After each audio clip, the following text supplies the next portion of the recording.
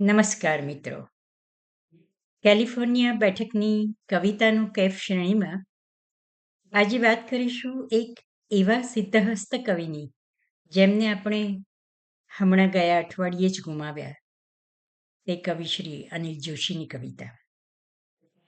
આમ તો એ ગીતોના કવિ, એમના ગીતો નદીના વહેણ જેટલી સરળતાથી ગતિ કરનારા અને ખૂબ જાણીતા બનેલા. પણ આજે વાત કરવી છે તેમની એક અછાંદસ કવિતાની. તો સૌથી પહેલા હું કવિતા વાંચીશ. અછાંદસ કવિતા છે અને પછી આગળ એનો આસ્વાદ કરીશું. આકાશમાં જૂઠા વાદળા છે પણ વરસાદ નથી.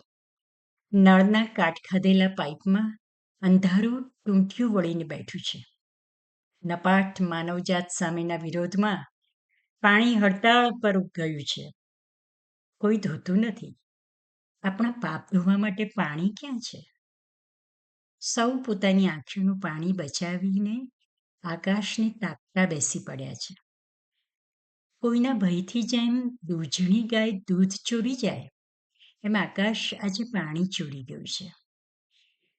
આ મેલ ખાવો હાથ દુવા માગવા કે પ્રાર્થના માટે લાયક નથી રહ્યા? શું વરસાદ આપણા કરોડો ગુનાઓને માફ કરવાના મૂડમાં નથી?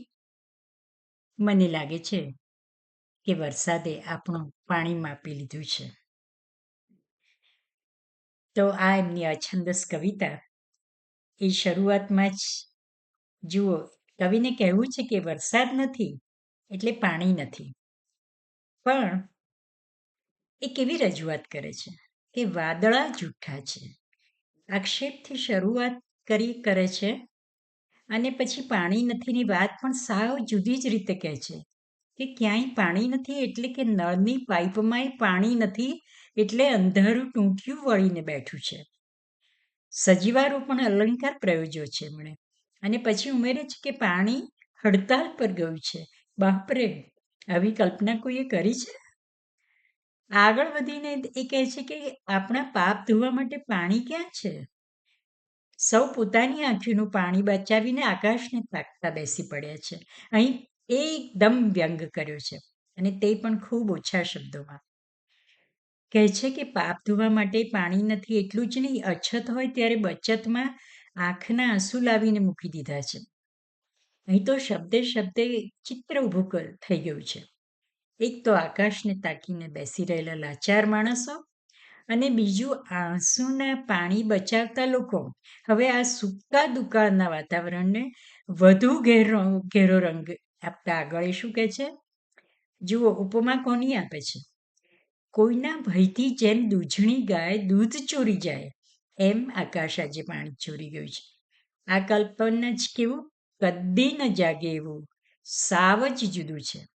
પછી એના કારણ તરફ આગળ વિચારતા એ કહે છે કે શું વરસાદ આપણા કરોડો ગુનાઓને માફ કરવાના મૂડમાં નથી?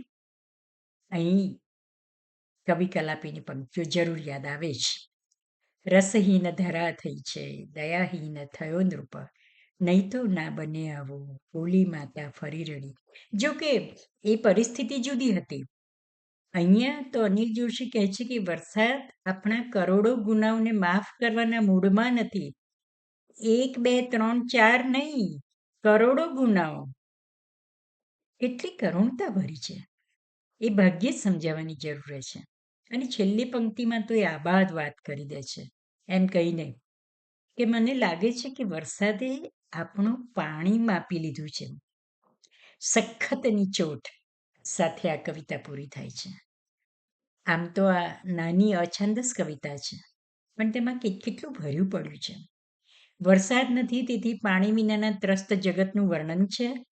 વિવિધ અલંકારો છે, કાર્યકારણનું ચિંતન છે, વ્યંગ છે, જૂઠા જગતના પાપો કે ખોટા કર્મો પર તો વેધક બાણો છોડ્યા છે અને અંતે પાણી ઉપર શ્લેષ કરીને માનવજાતને ભારોભાર ઠપકારીને સમજાવી દીધી છે.